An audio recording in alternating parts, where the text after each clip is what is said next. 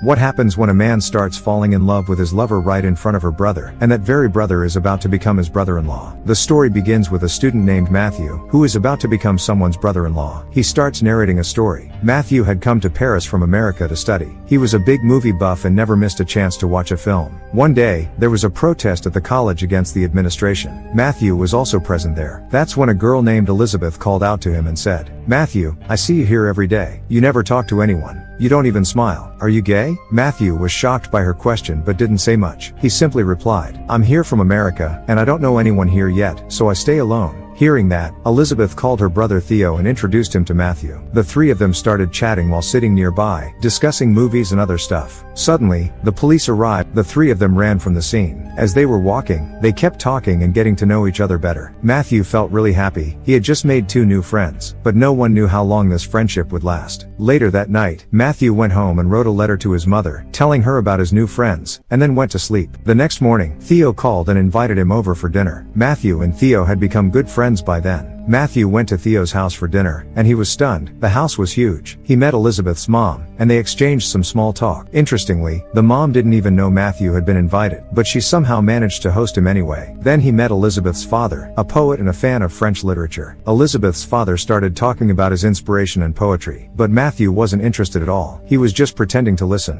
The father sensed this and asked directly, "What are you thinking about?" "Nothing," Matthew replied, but the father didn't believe him and pressed again. That's when Matthew said he was thinking about clothes and a lighter, how similar they are in color, how fire interacts with fabric, and how humans also share similarities in strange ways. Hearing that, Elizabeth's father was impressed. He looked toward Theo and said, "If only Theo could be more like you." Theo and his father never got along. The father was calm and introverted, while Theo loved being around people and had a positive outlook on life. The differences between them even came up during dinner. Theo's parents were always busy with work and rarely at home, so most of the time, only Theo and Elizabeth stayed in the house. That day, the parents had to leave again, so they left shortly after dinner. After they left, Elizabeth asked Matthew to stay over, but Matthew said he wanted to go back to his room. To stop him, Elizabeth kissed him and asked once more if he would stay. Now Matthew was also starting to feel attracted to Elizabeth, so he agreed to stay, because he, too, wanted to enjoy life a little. That night, when everyone had gone to bed, Matthew came out of the bathroom. Maybe he had gone in to do something. As he stepped out, he quietly checked Elizabeth's room. To his shock, he saw Elizabeth sleeping there, and right next to her was her brother Theo. Seeing the two of them like that left Matthew stunned and disturbed. Confused and uncomfortable, he went back to his room and somehow managed to fall asleep.